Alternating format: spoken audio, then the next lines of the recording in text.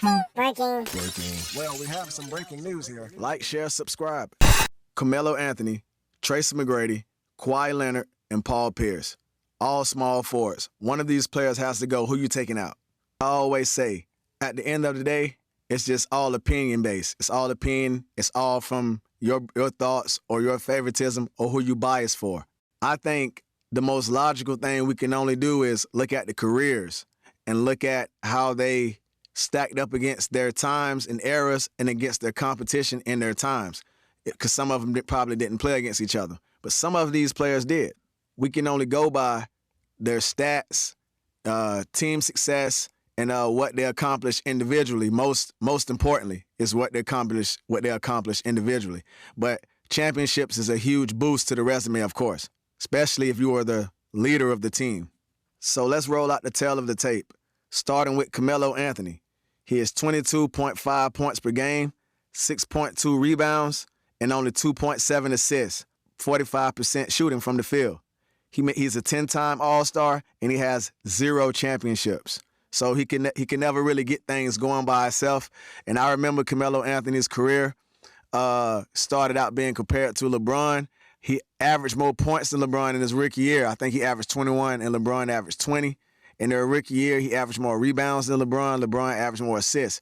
So he was on track to being one of the GOATs just like LeBron.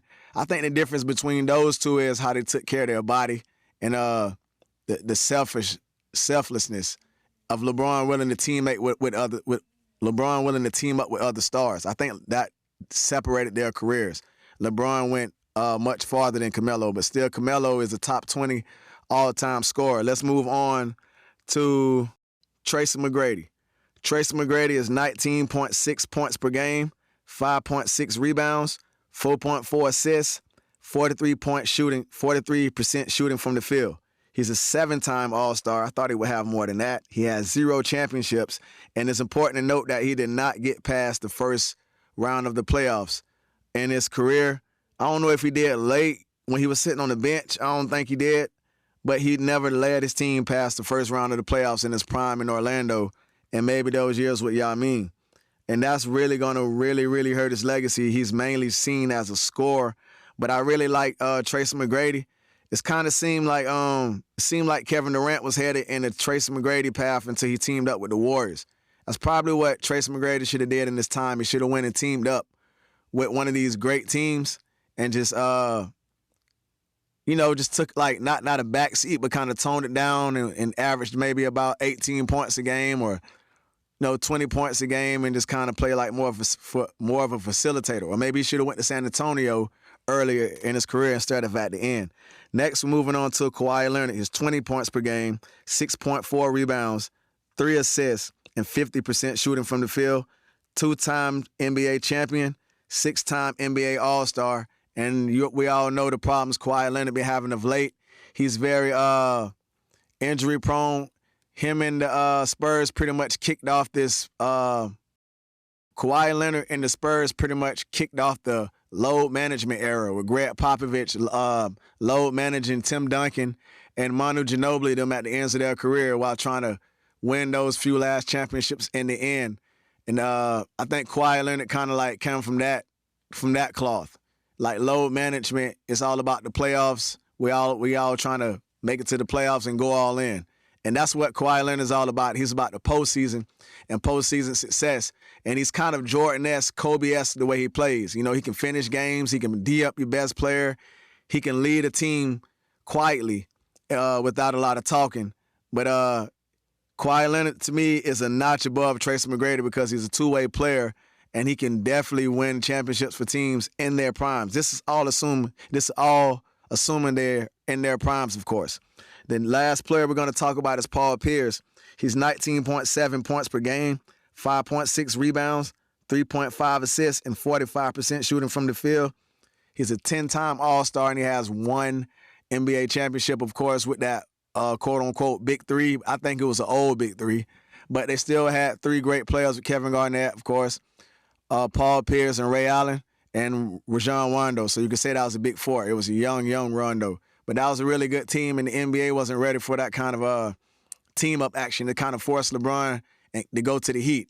or not forced them, but it kicked off the super team era. That's what I think, the real super team, where players got together in their primes in their 20s and start playing against the whole NBA and dominating. And then, of course, KD came with the Warriors, and it just get kind of get out of hand. I like it when players are split up personally. But that's the tell of the tape for all those 4 players, man. In my opinion, the weakest player of the bunch would probably be, I want to say Paul Pierce. But on paper, you would probably say Paul Pierce, but that man got an NBA championship, and he went to 10 All-Star games. And he averaged just under 20 points.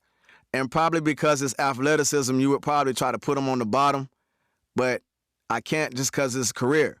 You just can't. That's like putting LeBron over Kobe. His career is not good enough to me. I don't care what you look like on paper, because there's a lot of talented people. We might as well go ahead and crown Giannis the GOAT if we just going to do it off talent and ability. So, and same thing with Wemby. We might as well go ahead and put him one of the GOATs. But we got to let the careers play out. We can't just say Wemby is better than Wilt Chamberlain. Come on, man. That's insane. We got to give him a chance to his skill set is better, but we got to let the careers play out. So I would probably have to say as out of Tracy McGrady and Carmelo Anthony, and I would probably say the weaker one out of those two is definitely Tracy McGrady, bro. Like I like Tracy McGrady in this era, but he's seen as primarily like a scorer. He's one of the best scorers of all time. I think there's more fear of Melo, and Melo did a little more damage in the NBA out for more of an extended period of time. Melo was one of the greatest players of all time, man. He just don't have a championship to prove it. So we can't really say it. So in my opinion, I think it'll probably be T-Mac. He never got out of the first round. I would say it was Paul Pierce, but if he didn't win the championship, but it's definitely probably T-Mac. I would say out of all 4 of them. And I'm not saying he sucked. He's just the weaker out of the 2. Let me know what you think in the comment section. Breaking. Well, we have some breaking news here. Like, share, subscribe.